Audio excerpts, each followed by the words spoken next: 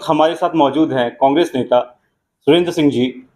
हेमंत सरकार ने राज्य में मैया सम्मान योजना की शुरुआत की है। जब आचार संहिता लगने वाला ठीक उसके पहले इस तरह की योजना की शुरुआत हुई है, तो विपक्ष सवाल करता रहा है कि आखिर इस योजना की शुरुआत इनके सेशन के आखिरी काल में ही क्यों शुरू हुई, इनके पहले शुरू क्यों नहीं हुआ।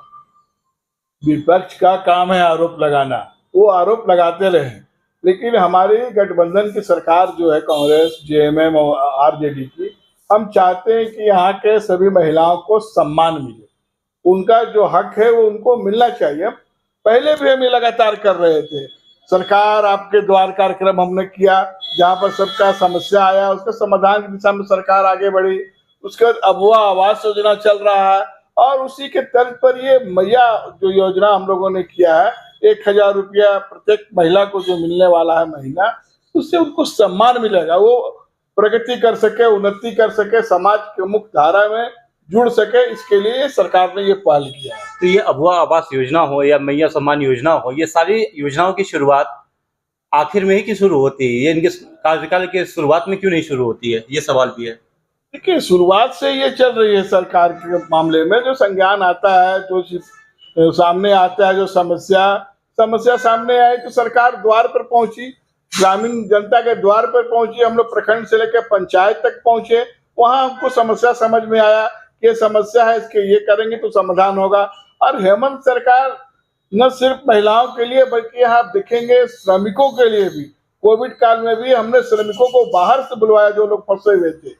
2 साल कोविड में गया तो उस समय कोई काम नहीं हुआ, लेकिन जो समय मिला उसके बाद विपक्ष के नेता जो आरोप लगा रहे हैं, उन्होंने लगातार सरकार को अस्थिर करने का प्रयास किया। ये प्रकरण हेमंत जी को, पूरी सरकार को, विधायक को खरीद फरोख्त के मामले में हर तरह से परेशान करने का काम किया है, काम करने ही नहीं दिया। उसके बावजूद पूरी हिम्मत के साथ, पूरी निडरता के साथ आम जनता के भलाई के लिए हेमंत सरकार दृढ़ संकल्पित है।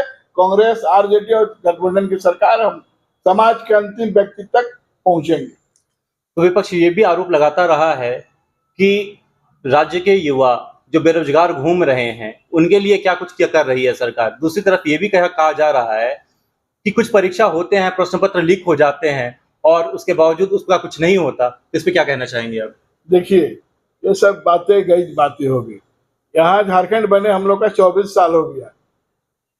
24 साल में 14-15 साल बीजेपी की सरकार रही है यहाँ पे। उन लोगों ने क्या किया, उनसे सवाल उठना चाहिए।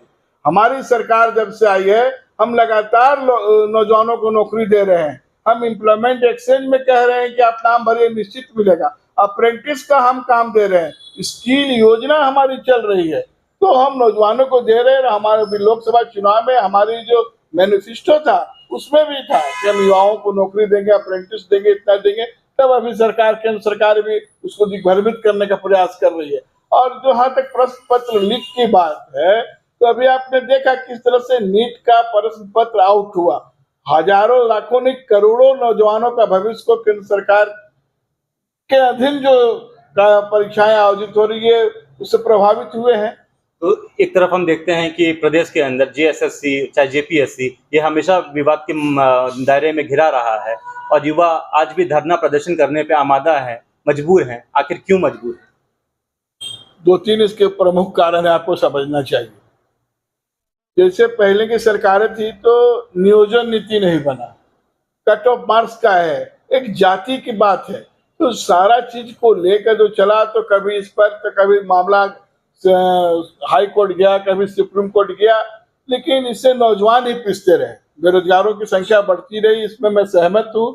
नौजवान ही पिसते रहे, चाहे किसी की सरकार हो। लेकिन इस बार हेमंत सरकार ने स्पष्ट निर्देश दिया है कि हम समय पर परीक्षाएं कराएंगे, समय पर परीक्षा फल होगा और पूरी ट्रांसपेरेंसी के साथ, पूरी पारदर्शिता के साथ हम रिजल्ट दिखाएंगे और कोई भी आदमी देख सकता है अपने वेबसाइट पे, तो कहीं कोई दिक्कत नहीं है।